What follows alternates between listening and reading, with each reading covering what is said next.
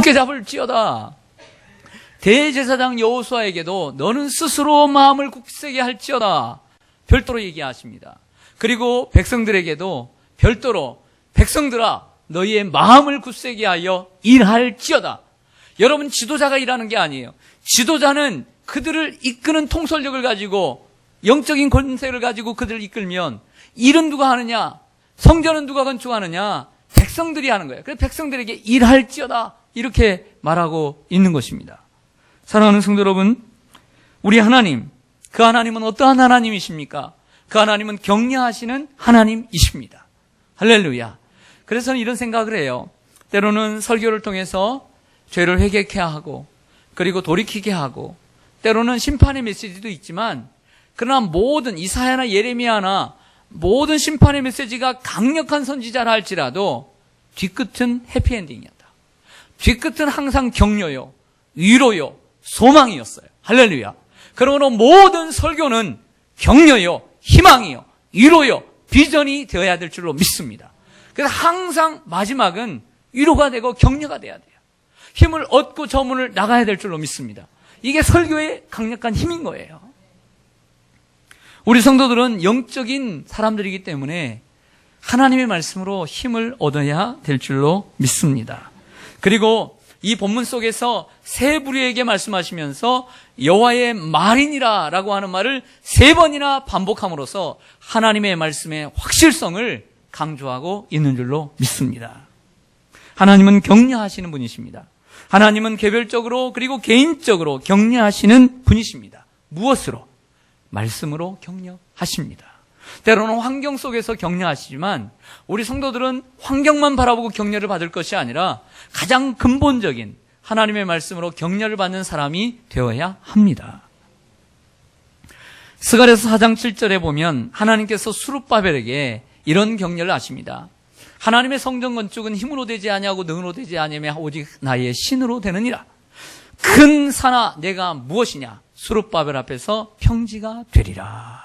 할렐루야. 우리 앞에는 넘지 못할 산들이 많이 있습니다. 넘지 못할 것 같은 산이 있어요. 그러나 스룹바벨에게도 큰 산이 있었죠. 큰 성전 건축이었어요. 하지만 하나님께서 큰 산아 내가 무엇이냐? 스룹바벨 앞에서 평지가 되리라. 위로가 되어 격려가 되고, 할렐루야, 위로가 되고 격려가 되는 말씀인 줄로 믿습니다. 하나님 말씀하셨으니까 얼마나 위로가 되겠어요. 하나님은 모세를 격려하셨어요.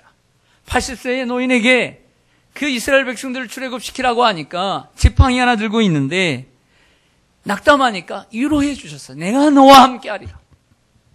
두려워하지 말아라. 여호수아에게도 격려해 주셨어요. 강하고 담대하라. 모세와 함께 있었던 것 같이 내가 너와 함께하리라. 너를 당할 자가 없으리라. 내가 밟는 땅을 내게 주리라. 할렐루야. 하나님은 격려하시는 분이세요. 오늘 격려가 필요한 분들이 계세요. 하나님의 격려를 받고 가시기를 소망합니다. 격려를 받는 게 뭐냐? 하나님 앞에 서는 거예요. 하나님 앞에 서서 하나님 말씀을 듣는 것, 이게 격려예요. 위로예요. 제가 주는 게 아니에요. 하나님의 말씀이 여러분들에게 위로가 되고 격려가 되는 거예요. 또한 하나님은 그러나 하나님이 직접 격려하시기도 하지만 오늘도 사람을 이베를 통해서 격려하신다. 학계를 통해서 그리고 스가랴를 통해서 하나님은 격려하신 것처럼 주의 종을 통해서 여러분들에게 격려하셔요. 할렐루야. 그래서 늘 부족하지만 설교자로서 목회자로서 늘 보람이 있는 것은 오늘 이 자리에 인생을 살다가 슬픔에 좌절에 고통 속에 절망 속에 오늘 허덕이는 영혼이 한 생명이라도 있을 텐데 그 한 생명이라도 내가 건질 수 있고 그 생명에게 내가 위로와 힘을 줄 수 있다는 그런 보람을 가지고 강단에 서요. 할렐루야. 여러분 세상에서 어떤 말로 여러분들의 지식으로 누구에게 격려할 수 있어요? 누구에게 여러분들 힘을 줄 수 있어요? 얼마나 그런 일을 하십니까? 그러나 목회자는 못났지만 하나님의 말씀을 가지고 전함으로 이 하나님의 강력한 메시지가 그 영혼을 살리는 거예요. 그게 보람을 느껴요. 할렐루야. 하나님의 사람을 통해서 격려하십니다. 학교와 스가랴는 하나님의 말씀을 받아 사람들에게 격려를 전하는 격려의 심부름꾼이었습니다. 우리는 격려하는 사람입니다. 하나님의 심부름을 받아 전하는 심부름꾼입니다. 우리도 격려의 사람이 되어야 될 줄로 믿습니다. 내일 토요일 날 동일여고 그 숭덕관인가? 이름이 그래요. 맞나요? 맞아? 숭덕관? 동일여고 아니야? 동일여고 출신인데 작년 올해 졸업하지 않았어? 네, 그런데 숭덕관인지 강당 이름을 몰라요? 괜히 물어봤네. 미안합니다. 구청에 갔더니 뭐 강당인데 강당의 이름이 뭐 숭덕관인가 그래요. 혹시 아는 분 있어요? 동일여고 출신이 없나 보다. 요즘 붙여졌나 봐요. 미안해. 올해 붙여졌을 거야. 네. 내일 5시에 5시에 서울시향이 와서 정명훈 지휘자가 지휘하는 그 연주회가 있어요. 그래서 5시에 시작하는데 2,000명 선착순이에요. 일찍 가세요. 그래서 좋은 걸 보시길 바랍니다. 아셨죠?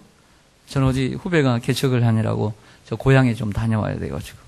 여기에 고향이란 저기가 아니라 저 고양시를 얘기합니다. 세계적인 지휘자 정명훈 씨에게 기자가 물었습니다. 당신은 어떻게 세계적으로 유명한 음악가가 될 수 있었습니까? 이때 정명훈 씨는 이렇게 대답합니다. 어릴 적 피아노를 칠 때마다 어머니는 저에게 너는 어쩜 그렇게 잘하니? 라고 말씀하셨습니다.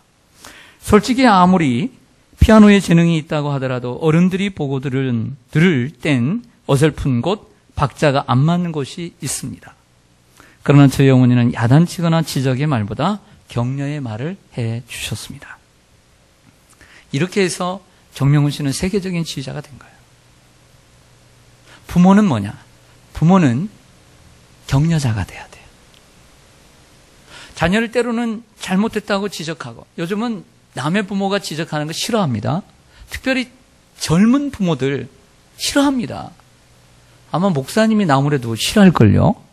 이게 요즘 부모예요. 그래서 자기도 부모가 지적을 하고 부모가 고쳐야 돼요. 하지만 그러면서도 그 지적하고 채찍질하는 것보다는 격려가 많아야 돼요. 부모는 누구냐? 자녀를 격려하는 사람이에요. 여러분들은 격려자가 되시기를 바랍니다. 국가대표 골키퍼로 유명해진 꽁지머리 김병지 선수를 여러분들은 아실 것입니다. 그의 나이 만 45세가 넘었습니다. 1970년 생이에요. 4월 생이에요. 지금이 9월이니까 만 45세가 넘었어요. 우리나라도 46인데 프로축구 1부 리그 전남 드래곤스의 현 골키퍼예요. 최고의 골키퍼죠. 새로운 기록을 경신하고 있어요. 그런데 이 김병지가 선수가 초등학교를 다닐 때만 해도 심한 개구장이에 문제아였다고 합니다.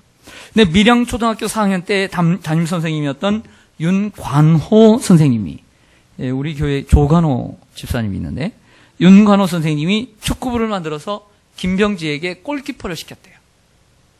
이 골키퍼를 시키면서 이런 말을 해주었다고 합니다. 병지야, 한국 최고의 골키퍼가 되거라. 그 말을 마음속에 새겼대요. 나는 한국 최고의 골키퍼가 되려. 그때 좀 세계 최고의 골키퍼가 되라고 얘기를 했으면 좋았을 텐데. 네. 그의 마음속에 이 선생님의 격려가 마음속에 굳게 자리 잡게 된 거예요. 지금까지도 46세 나이에 현역 최고의 골키퍼로 자리매김하고 있는 거예요. 한 사람의 이 말이. 1847년 12살 때 부모를 떠나 스코틀랜드에서 미국으로 이주한 소년이 있었습니다. 소년은 힘들게 전보 배달원을 하며 살았습니다. 하루는 땀을 흘리며 전보를 배달하는데 그 전보를 받는 수취인이 소년의 어깨를 두드리면서 이렇게 말했습니다. 얘야, 너 참 총명하게 생겼구나. 지금 내가 적은 소수의 사람들에게 소식을 전하는 사람이 됐지만 나중에는 많은 사람들에게 희망을 전하는 사람이 되거라. 이렇게 말해주었다고 해요. 자신에게 별다른 미래가 없다고 생각한 이 소년은 이 수취인의 한마디의 말은 큰 희망을 품기에 충분했습니다. 그리고 이 말로 인해 미래에 대한 비전과 확신을 갖게 되었습니다. 소년은 후에 자신의 자리에서 최선의 삶을 살았습니다.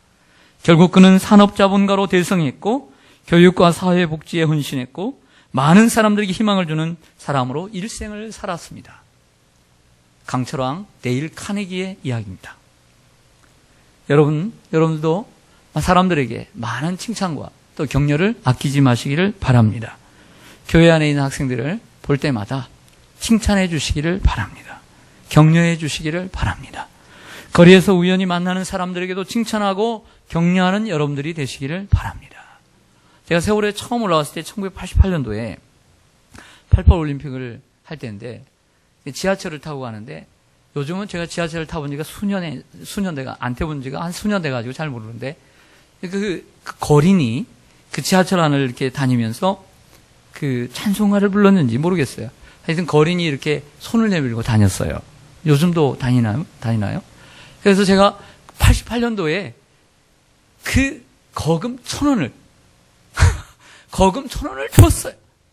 주었더니 옆에 보고 있던 아주머니가 저에게 이렇게 얘기합니다.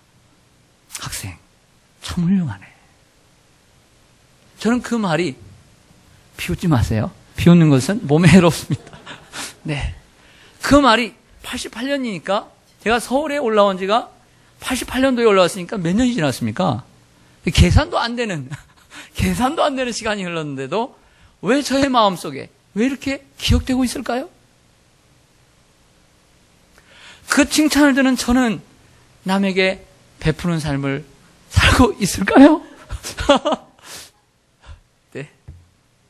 그래도 베풀겠죠? 네. 이처럼 칭찬은 귀로 먹는 보약이라고 그러잖아요. 격려는 귀로 먹는 보약이다. 아무리 많은 보약을 먹어도 소용없어요. 마음에 화가 있으면, 환경이 좋지 않으면, 아무리 좋아도 좋지 않으면 약이 무해한 것입니다. 사랑하는 여러분, 한국 사회는 최고를 원하는 사회입니다. 인정하시면 아멘. 그렇죠? 한국 사회는 최고를 원하는 사회. 그래서 1등이 아니면 2등은 소용없는 시대예요. 하지만 우리는 그 최고를 원하는 사회를 우리는 부인해야 돼요. 우리는 최고를 원하지 말고 최선의 삶을 사는 사람이 되어야 돼요. 하나님은 우리 인간을 최고의 사람으로 만들지 않았어요. 최고가 아닌 최선의 삶을 사는 인생으로 만드신 줄로 믿습니다. 최고는 아닐지라도 최선을 다하는 자녀들과 교우들에게 격려를 아끼지 마시기를 바랍니다. 할렐루야. 최고만을 바라면 칭찬이 안 나와요. 왜? 내 아들은 학교에서 1등이 아니니까. 내 딸은 1등이 아니니까. 최고가 아니니까 격려가 나올 수가 없고 칭찬이 나올 수 없어요. 그러나 1등은 아닐지라도 10등이고 100등이라 할지라도 그 자녀가 최선을 다하면 그걸로 박수 쳐주고 그걸로 칭찬해주고 그걸로 격려해줘야 돼요. 할렐루야. 오늘 8절을 보시겠습니다. 8절 같이 읽겠습니다. 시작. 은도 내 것이요 금도 내 것이라 만군의 여호와의 말이니라. 아멘. 여러분, 왜 하나님께서 이 보통 성도님들이 잘 기억하고 그리고 기도에도 잘 활용하는 이 말씀, 그 말씀이 어디에 있어요? 학계에 있어요. 여러분들이 좋아하는, 사람들이 너무 금과 은을 좋아하니까 기억도 잘해요. 금도 내 것이요 은도 내 것이다. 왜 이 말씀이 여기에 있을까요? 그리고 왜 이 상황 가운데 있을까요? 나이 많이 든 사람들은, 솔로몬의 성전의 영광을 봤던 사람들은 지금의 수르바벨 성전이 별거 아닌 것처럼 보였습니다. 왜 이때 말씀하셨을까요? 당시 유대인들은 자기들이 초라한 성전을 지을 수밖에 없는 이유는 돈이 없기 때문이라고 생각했습니다. 그러나 하나님은 결코 돈이 없어 초라한 성전을 짓는 것이 아니라고 말씀하는 거예요. 왜냐하면 세상에 있는 모든 것이 하나님의 것이기 때문이죠. 세상의 것들이 모두 하나님의 것이기 때문에 하나님이 원하시면 얼마든지 솔로몬의 성전보다 더 귀한 화려한 성전을 지을 수가 있다는 말씀입니다. 그러나 수르바벨 성전은 하나님이 그렇게 원하셔서 초라하게 지은 것이라는 거예요. 뭔가를 나타내 주기 위해서. 금도 내 것이요 은도 내 것이다. 내가 원하면 얼마든지 아름다운 성전을 지을 수가 있다. 이 말씀을 하고 계시는 줄로 믿습니다. 사람들은 금이 최고라 하고 은이 최고라 합니다. 사람들은 돈만 있으면 다 할 수 있다고 생각합니다. 그러나 세상은 돈으로도 할 수 없는 것이 많이 있습니다. 우리에게 필요한 것은 돈이 아니라, 은이 아니라 하나님의 축복이요, 하나님의 은혜요, 하나님의 자비요, 하나님의 은총임을 믿으시기를 축원합니다. 9절 말씀 보겠습니다. 오늘 가장 중요한 키워드입니다. 9절입니다. 같이 읽죠. 시작. 이 성전의 나중 영광이 이전 영광보다 크리라. 만군의 여호와의 말이니라. 내가 이곳에 평강을 주리라. 만군의 여호와의 말이니라. 아멘. 비록 외형적으로는 이전의 성전의 영광보다는 못해 보이지만 그렇게 눈으로 보지 말라는 거예요. 지금의 이 성전의 영광이 이전의 성전의 영광보다 더 크리라. 할렐루야. 그리고 내가 너희에게 평강을 주리라. 여러분, 하나님의 영광은 대형 교회에 있지 않아요.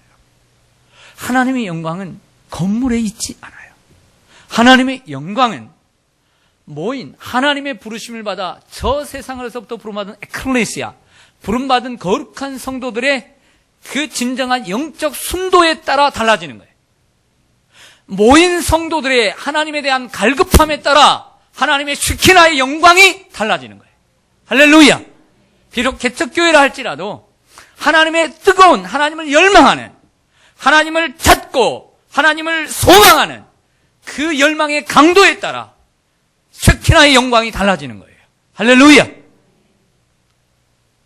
여러분들의 마음은 어떠합니까? 주님을 바라보고 주님을 구하는 그 마음이 어떠합니까? 그것이 간절하다면 하나님의 영광이 이전 영광보다 더할 줄로 믿습니다. 이전에 많이 제가 사도행전을 시작하면서 이번 주일부터 말씀드린 것처럼 우리가 사복음서에서 사도행전으로 나아갔는데 사도행전의 삶을 경험했음에도 불구하고 우리는 다시 사복음서의 제자들의 모습으로 추락하고 말았어요. 그러나 우리는 과거의 영광보다 지금의 영광, 그리고 지금보다 나중의 영광이 나은 삶을 살아야 될 줄로 믿습니다. 사랑하는 여러분, 우리는 남과 비교하며 살지 말아야 합니다. 크니까 뭔가 하나님의 영광이 나타날 것 같고, 작으니까 저 사람은 많이 배웠으니까 저 사람에게는 하나님의 은혜가 더 많이 임할 것 같고, 이 사람은 그렇지 않으니까 하나님의 영광이 덜 임할 것 같고, 절대 그렇지 않아요. 하나님 겸손한 자에게 은혜를 주시고 하나님의 은혜를 사모하는 자에게 은혜를 주시는 거예요. 나를 사랑하는 자들이 나의 사랑을 잊고 나를 간절히 찾는 자가 나를 만날 것입니다. 남과 비교하지 말고 살기를 바랍니다. 남과 비교하게 살면 그때부터 행복은 달아나요. 자신을 소중히 여기며 자신의 일에 자신감을 갖고 살기를 바랍니다. 그 사람이 진짜 명품 인생이죠. 할렐루야. 따라서 하겠습니다. 내가 하는 일이 가장 가치 있는 일이고, 내가 지금 하는 일이 가장 소중한 일이다. 네. 우리 교회가 28년 됐는데 이전 영광보다 지금이 더하기를 원하고 지금보다 다음이 더하기를 원합니다. 우리 모두 너무 옛날 타령하지 말고 지금을 바라고, 그리고 지금, 그리고 나중을 바라보는 이러한 교회가 되기를 간절히 소망합니다. 기도하겠습니다.